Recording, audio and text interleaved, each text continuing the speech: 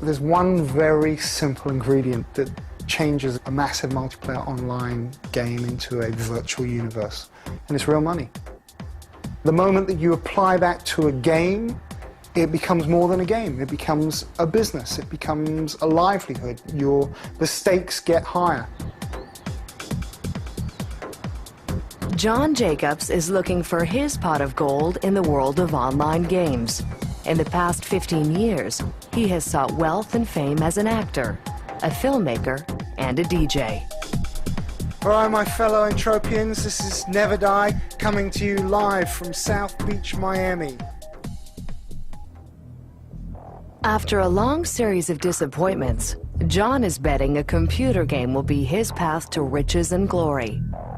It's called Project Entropia. Players are humans colonizing a faraway planet in the distant future.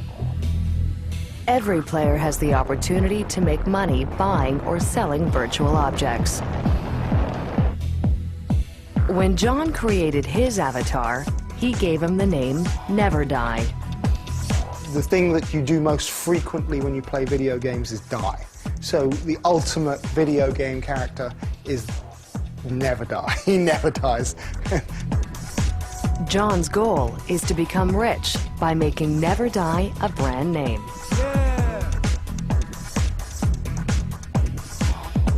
It makes me feel guilty for saying, but you know, I go back to being a kid and just wanting to be a star.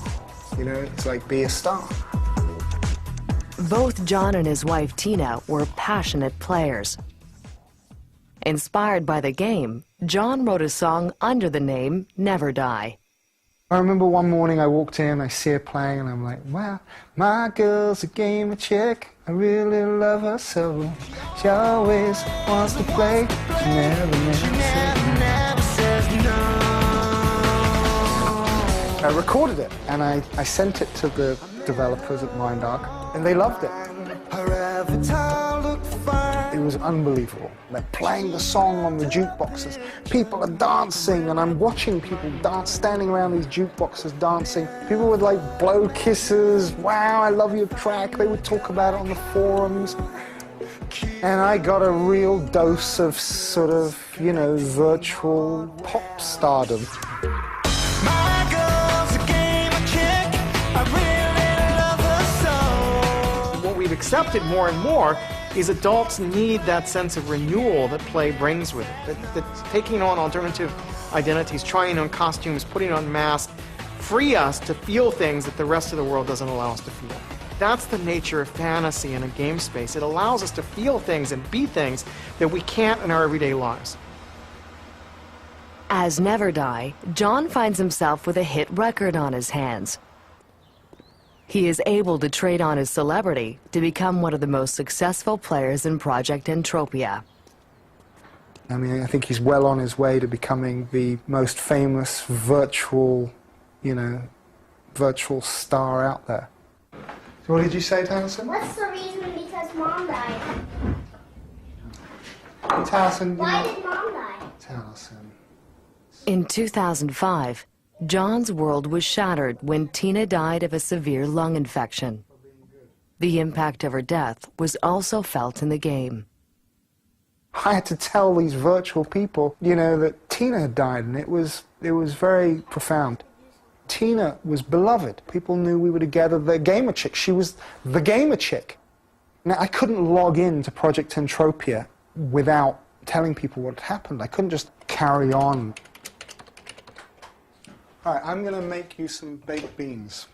With his wife gone, John has the sole financial responsibility of raising a young son.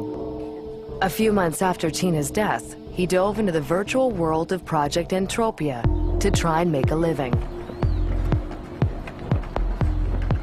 In 2006, John remortgaged his house and made the biggest purchase of virtual property in history.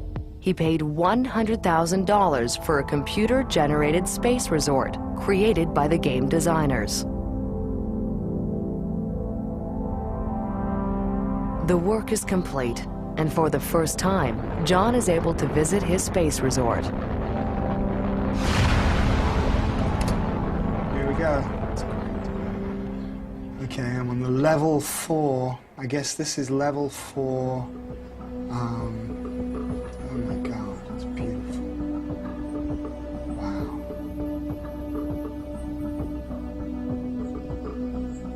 Wow. Oh my God, it's so beautiful. They built a planetarium in here. They're setting off fireworks for me right now.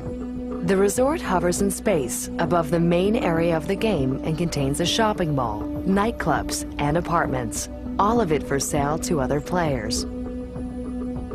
By parceling off pieces of the virtual property, John hopes to turn a profit in 1 year. My revenue streams are, first of all, I have 1,000 apartments.